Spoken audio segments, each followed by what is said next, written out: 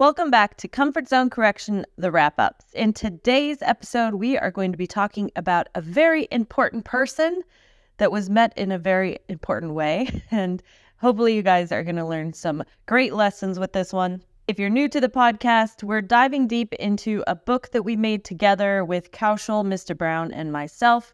And we are just kind of expanding on stories and talking about different experiences that we've had in life that can help you be a better businessman, help you be better in your social life, in your personal life. We're covering all the bases in this podcast. So let's jump right into it. So guys, do you want to talk a little bit about how we came up with this creative title? So, Mr. Brown always likes to believe that, all work and no play is no fun. Yeah. So he would always encourage the team that whenever we would go at trade shows, even though it's been a busy day and we're standing all day from 9 a.m. to 6 p.m., he would always encourage that, okay, there is an hour or 2 hours of a cocktail party or a networking seminar or something, and we should all participate in it. And what we would do is we would separate as groups, so that way we can kind of cover the floor. One of the things that we were doing at this particular show, because we were so new with it, and I believe it was our first show with this organization. We were just trying to understand the culture and understand how the people are, because usually every organization kind of has their own character. So it was our first day of show, and after that, we went for this cocktail event at NAS for almost 2 hours. And we were just walking around and saying hello to everybody. Mr. Brown and I had a couple of beers. So it was like, okay, the beer is kicking in, we need to use the restroom. So Mr. Brown and it sounds funny when I say it this way, but it just so happened that we went to use the men's room. And coincidentally, there was a gentleman that was taking a leak right between Mr. Brown and I. And he had a drink. He had 2 drinks. Yeah, I remember writing that, that he put one on one side and the other side of the urinal. That's right. Exactly. And he was just having a great time, and he was just talking to us, and he was like, how you guys doing? And he was really happy. And he'd never seen us because we were new there. And we happened to spark a conversation. And we walked out of the men's room, and he's still trying to get to know us and asking us what you're doing, what brings you to RJO, and what do you sell, and what is what is your specialty, and are you good at what you do, and blah, blah, blah, So it must have been in the stars that while we were talking to him about our company and getting to know each other, a couple of Mr. Brown's old customers were just walking by. And Mr. Brown asked one of the gentlemen to just on the spot that, hey, what do you think about our company? Can you please tell this young gentleman?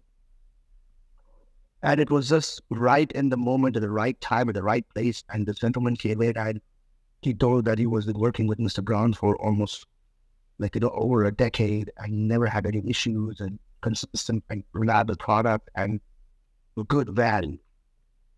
And obviously it reaffirmed our conversation with him that this is what we do, this is what we are known for, and so to align with a supplier like us.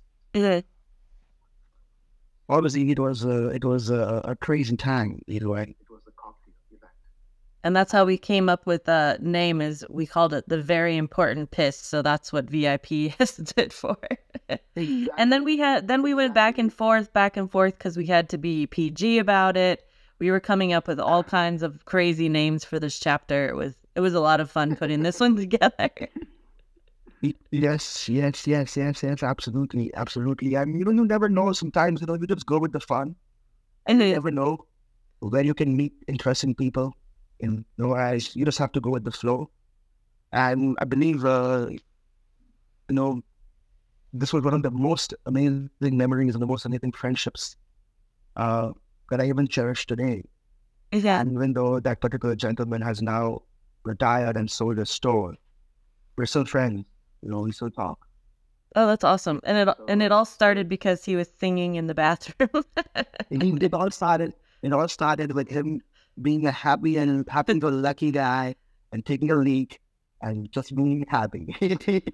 Well, I appreciate that you guys are able to kind of like strike up a conversation with anyone, because I think if somebody was singing in the bathroom, I would kind of run the other direction and find another bathroom.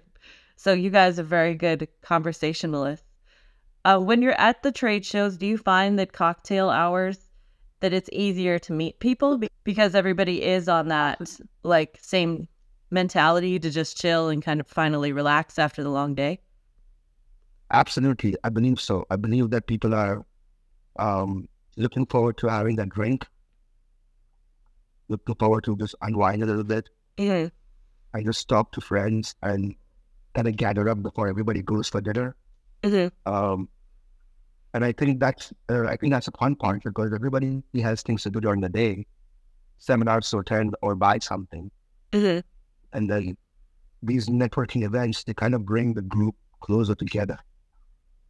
And sorry, I keep going in on you, Kaushal, but so I know that we talk about how, always extend a hand and handshake. So how has the pandemic kind of affected the way that you used to do business, starting to get a little back to normal? Or, to be very honest, there are some people that are cautious. mm-hmm. But when the trade shows started opening up again, people were just waiting to meet the people that they care about. Okay. Mm-hmm. And shaking hands, hugging, shaking hands could have been taken over by fist bumps, but people who had their vaccinations and who were sure that they were not, a threat, didn't mind hugging. Oh, that's and, good. I think humans are such a social being that after 2 years of separation, when somebody meets, you just can't hold yourself back. Right. So I think even though the pandemic had taught us to practice social distance, I think that as soon as things start getting normalizing a little bit, and which has, it is going to be behind us, because people are like, you can't contain people. Mm-hmm. Mm-hmm. Or for any living being, for that matter. Yeah. Because I remember when we were in Vegas, even for lunch, they kind of just like lined people up in and out of the one room to like pick up your lunch boxes and things. And then I was wondering if they still were doing like cocktail hours, or did you guys even get a chance to have those like social moments throughout the pandemic? Not through the pandemic, but now things are becoming more like, open. Right after the Vegas show, actually. And oh, really? things like, especially Vegas was a very large trade show. Mm-hmm. It's an international trade show. So they still were like, being careful, because people are coming from Italy and Germany, and people are traveling from Israel and traveling from Turkey and India. So, but with the regional shows, people who are within the United States, it started getting better, because we are one of the countries that got the majority of the population vaccinated quickly, Mm-hmm. And we rolled out the boosters also fairly quickly. So it's now becoming normal, and people who don't have vaccines, or who have not taken the vaccines, or who are anti-vaccine, they are not allowed, because you have to submit proof of vaccination. Mm-hmm. So when you do that, it kind of creates a little bit of pressure, or like a positive sentiment, because you know that you're around people who be vaccinated. And I did have a question for you about Vegas that I just remembered right now. Remember when we went, I believe it was Istanbul, one of their booths, and they had the just sparkling stones instead of the diamonds? Is that common, or that's something that just happened during the pandemic because they were nervous with shipping and stuff? Or is it always like that, where they just have the sparkling stones from other countries? No. It all depends on your product offering. Mm-hmm. So a lot of the jewelers, a lot of the manufacturers, they work mainly with gold. Mm-hmm. That's what Istanbul and Turkey Istanbul is known for, is that they're very good craftsmen when you have to work with the gold metal. Oh, okay. And that's why you might have seen that. You might have also seen a lot of people were offering color stones, Mm-hmm. like the rubies, sapphires, amethyst, aquamarine, peridots. So they're more selling the setting than the actual. Yes, it all depends on what your product offering is, because jewelry is a very wide spectrum. You've got pearls, you've got the gemstones, you've got crystal, you've got diamonds, you've got expensive metal, or you have it in silver. Mm-hmm. It's a wide spectrum. Mm-hmm. I was just curious. It popped into my head because I was picturing us walking up and down those aisles. Yeah. It was So, nice. It was a good experience. yeah, that was really fun. So, Mr. Brown, when you were at these cocktail hours, do you have any other kind of crazy stories? Your brain, your eyes, your ears, they must be synchronized and coordinated, together to achieve the desired goal. Mm-hmm. Okay.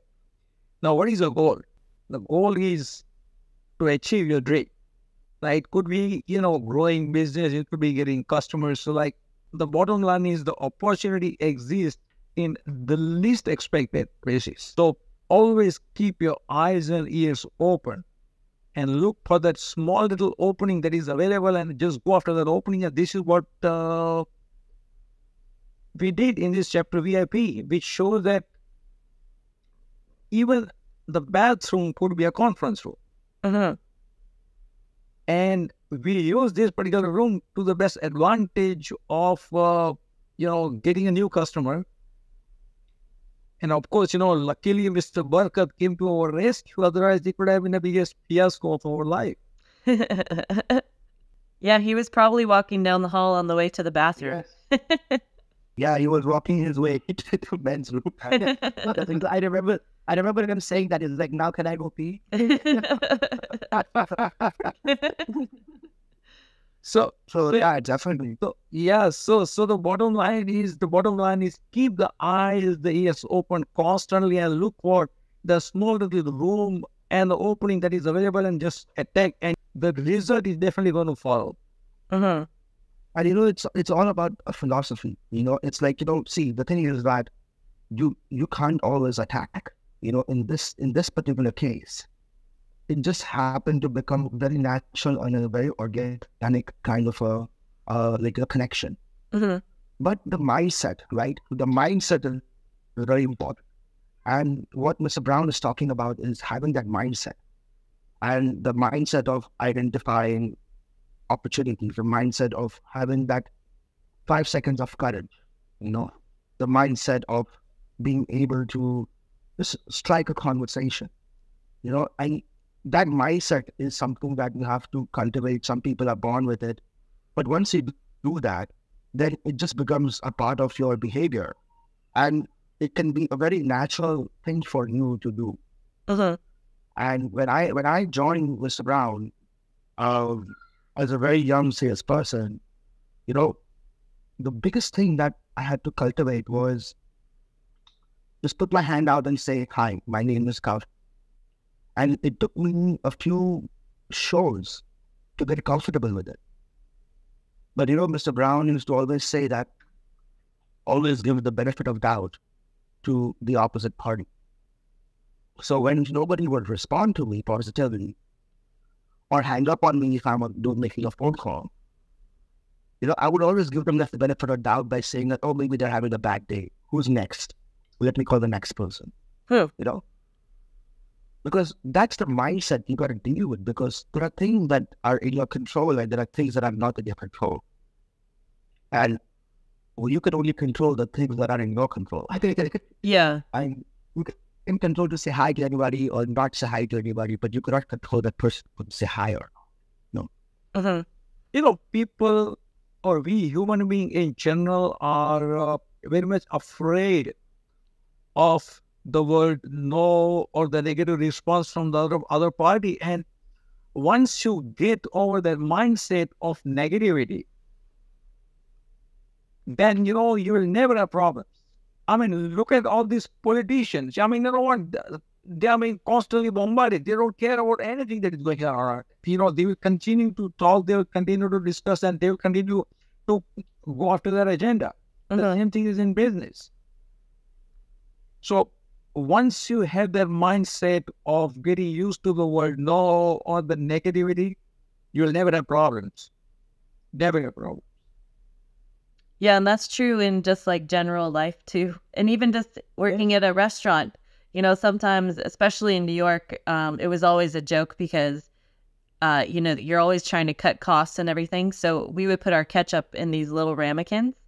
And, it's Americans, tourists coming in, and most of them use like a whole bottle of ketchup for their French fries, right? So we used to have a joke where, oh, what's the matter? Did they need too much ketchup? Because they're running you for ketchup. And you're like, oh my gosh, this table's driving me crazy. But the poor guy just needs some ketchup for his $25 French fries that he ordered. So it was always a joke. Like, there's no real negative context. It has nothing to do with you. It's just he doesn't have enough ketchup, Actually, you are reminding me of my experience in India. Oh, really? I went with some friends in one of the universities in a cafeteria. And being a vegetarian, I said, you know what, I'm going to have French fries and something else. And I got my French fries and everybody got the food, and I was waiting. And my friends are asking me, why are you waiting? I said, I'm waiting for ketchup. So they started laughing at me. I said, I want the ketchup to go with this. So the lady came and she gave me a ketchup, which could be about 15, 20 drops of ketchup into the small little, container. And I said, ma'am, can I get more? And give me a bowl and charge me if you have to charge me for it. And yeah, I started laughing. And before I realized, she brought the whole bottle of ketchup and just put it on the dish. But yeah, you're right. The ketchup doesn't cost you a fortune, but this is what the system is. They give you exactly the least amount to save the money. So it's funny because that you always think the negative context of things, but it's just two people trying to have an experience. You're trying to get your tip at the end of the day, and then this poor guy is just trying to eat some French fries with some ketchup. That's right. But it's so interesting because you're absolutely right. It's all about having an experience.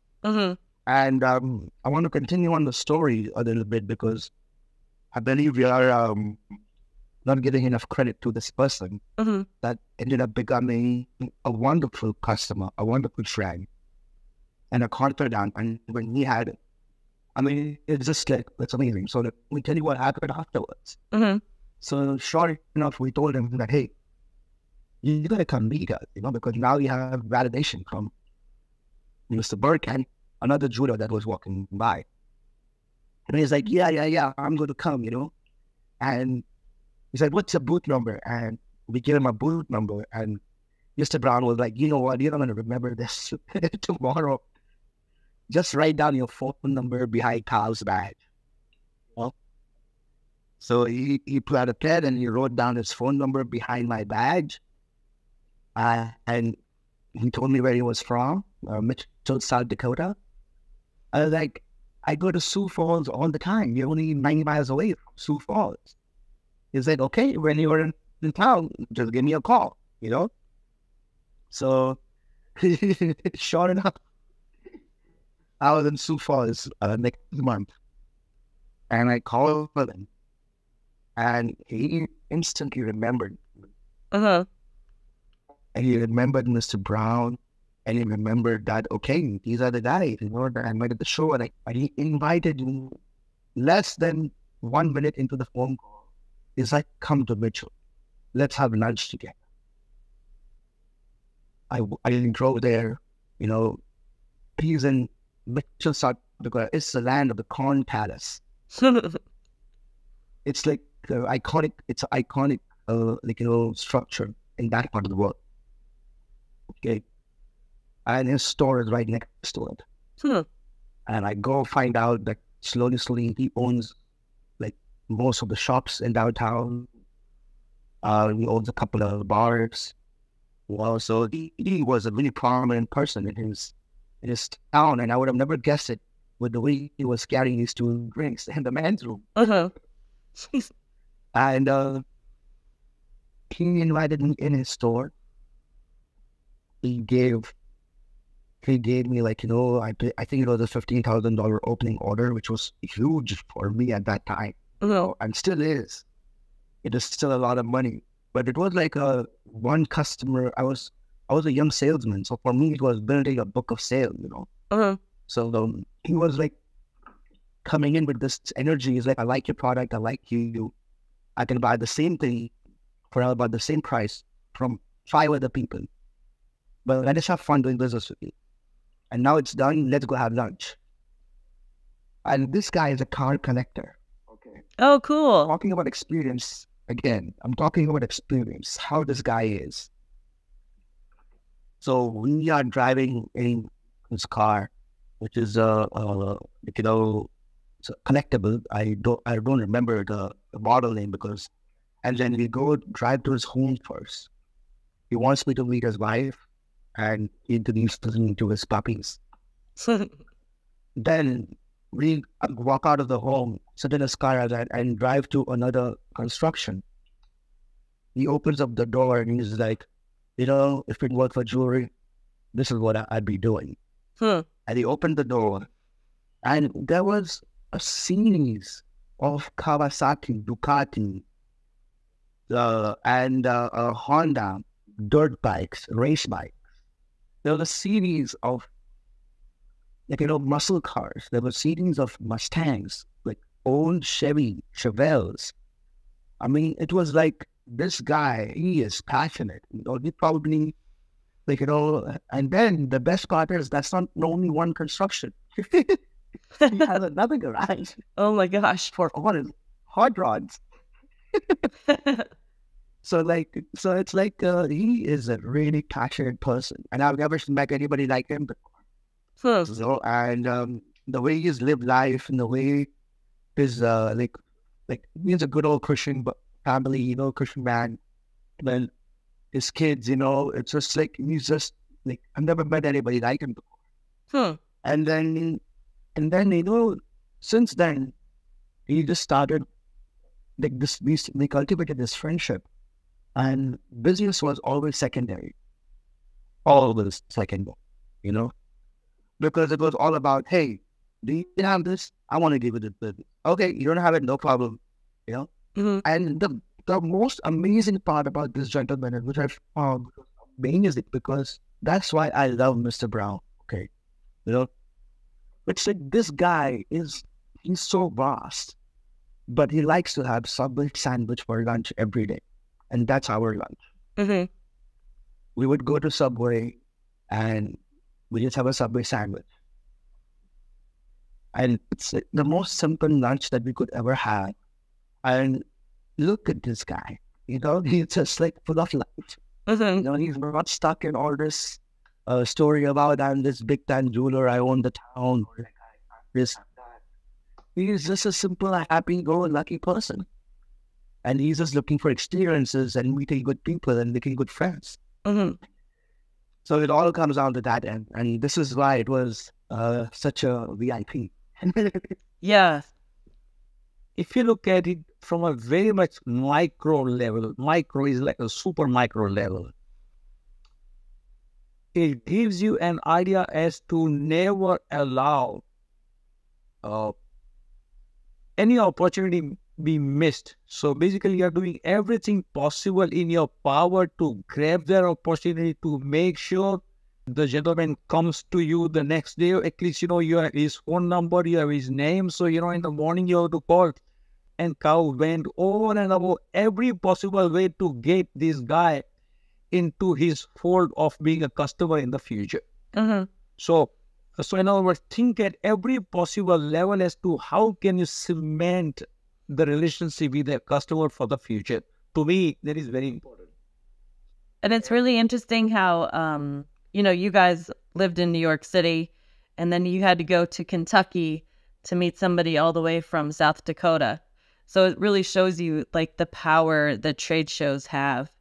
The cultures are so different in different countries. I mean, the experience, the experience that we had in this VIP, I don't think I'm going to experiment somewhere in the, Far East or Europe or for that matter anywhere else except for America. No. Yeah, it's crazy. And that's why we divided the book also into like the trade shows in one section, so people really understand the power that these trade shows really do have.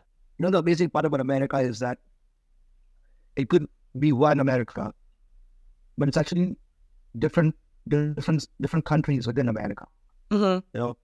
If you go to California, people are different. If you go to Washington, people are different.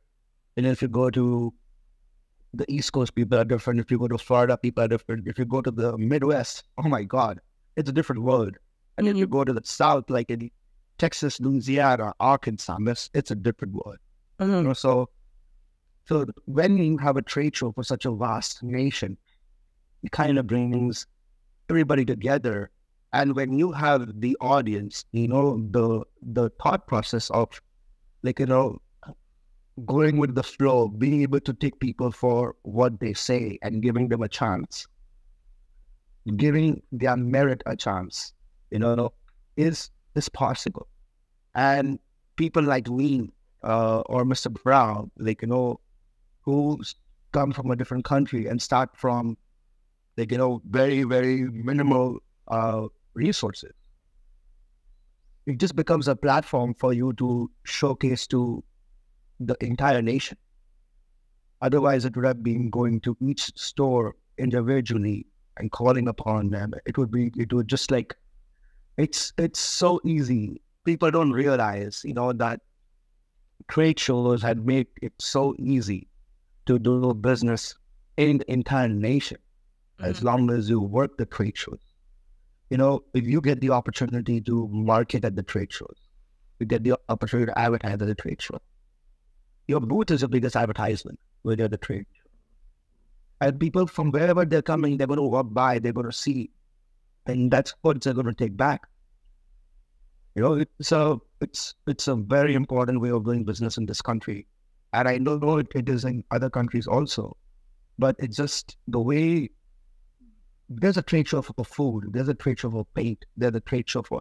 I was in Birmingham right now, and we wanted to buy a canvas, and we wanted to buy neon colors paint, so we could show something that would glow in the black light. Mm-hmm. We're trying to do a marketing thing. Mm-hmm. I went to a local art store called Futsal, okay? It is Birmingham downtown. The gentleman who helped me was the owner of the art store. I needed to buy 10 feet of canvas. So this gentleman was like, what are you in town for? I'm like, we have a trade show. He's like, we have trade shows. He's like, this is where I got this canvas is provided by, one of my suppliers. Oh my gosh, that's so funny. And he goes to Vegas for a trade show.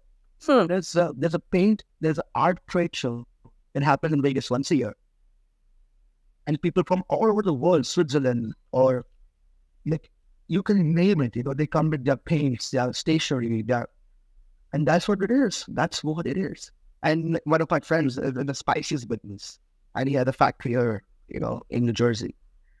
He has trade shows because they have to showcase the different mixes of spices that they're creating, plus what the basics that they have, they want to sell to restaurants. So it's just it's just amazing. Yeah. See, trade shows are definitely important, but you and the entire team had that philosophy. Nothing comes easy. Don't expect the business to land in your lap. In other words, you don't sit on the chair and expect to talk to the customer by sitting on the chair and expecting somebody to come to you. In other words, you go after the business, you go after the customer. In other words, don't expect the things that come easy. Things are going to be there, but you got to go after that cow. Yeah, I agree. Yeah, so the trade show creates the platform, but you're the one who creates the experience. Yes, true. Yeah, because the trade show just gives you the opportunity to strike a conversation, initiate the business, but you still have to do the continuous follow up and make sure that you're in touch with them throughout the year. I feel like you guys have only ever had good experiences when you actually accept somebody on their offer to visit. Is that true, or have you had bad experiences, or generally something positive usually comes from making the effort to go visit somebody all the way on their home turf.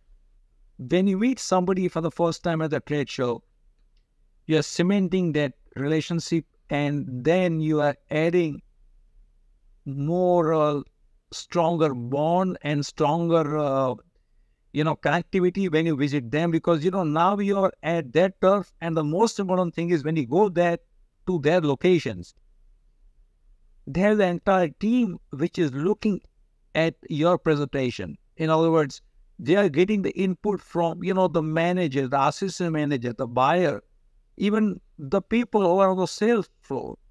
To me, the owners are getting input from everyone.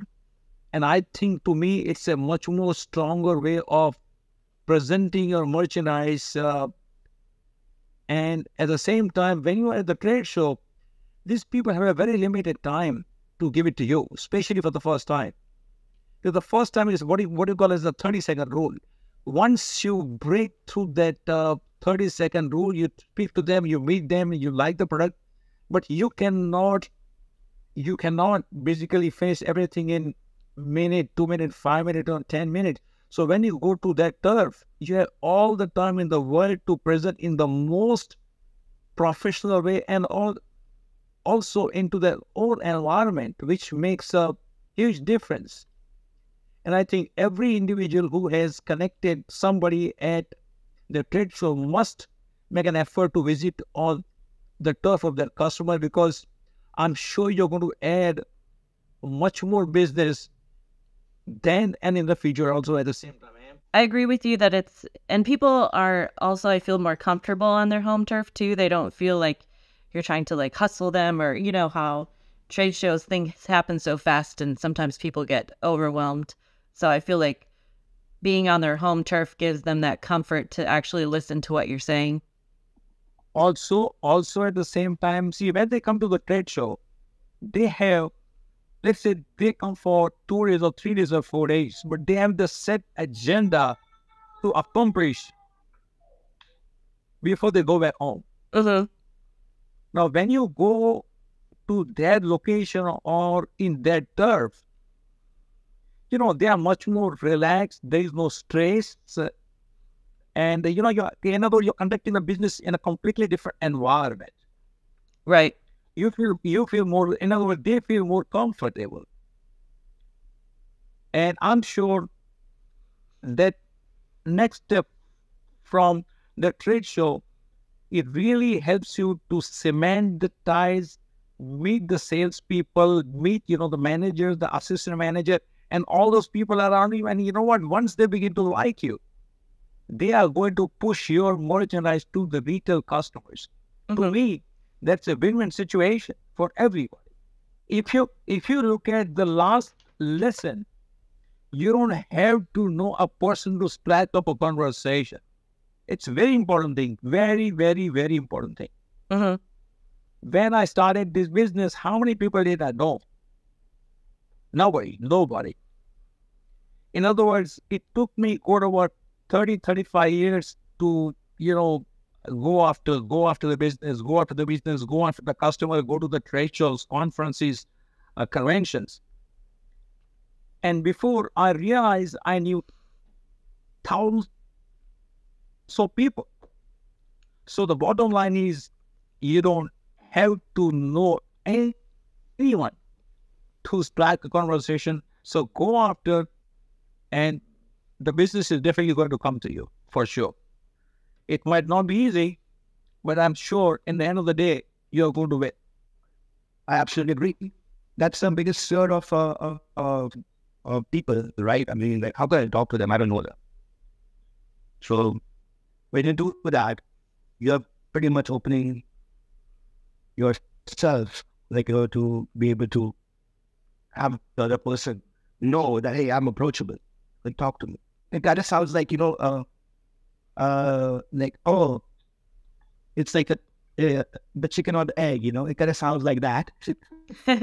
But it is truly very psychological. If you think about it, it's what we call reverse psychology, and then it's like that, like people think like, oh, how can I say hi to them? I don't know. But the reverse psychology is that's exactly why you should say hi to them. It's actually the mantra. If you want to ever be in a position where you want to develop relationships and develop business. And do you just say hi, or do you guys have like lines that work better than others? No, you can say hi. You can just say, hey, hi, my name is Chris. This is my company. How are you doing? Are you having a good time at the show? Mm-hmm. Okay, we provide natural diamonds.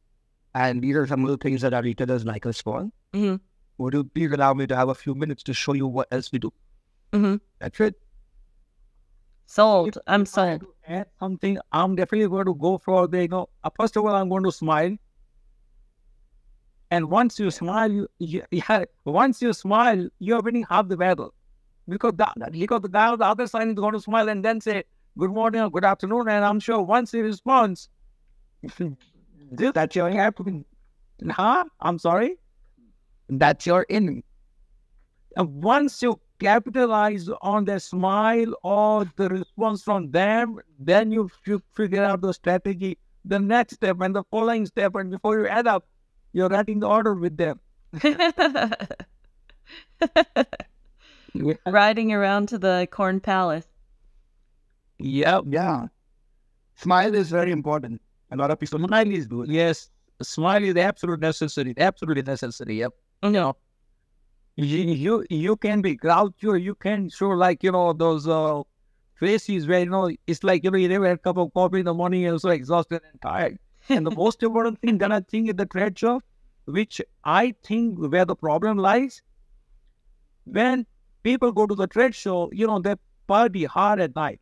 Very, very party, because you know what? They're relaxed and they just go to the bar, drink till 12, 1 o'clock, and then they wake up in the morning about 6, 7 o'clock and jump, and they start to function the following day. But you know what? You don't have kind of same energy and the focus that you need because of the lack of sleep. So I think sleep, I will add, I will emphasize sleep to be a very important part of being at the trade show. Very important part. You can party, but there is a limit. Definitely, there's a limit. Mm-hmm.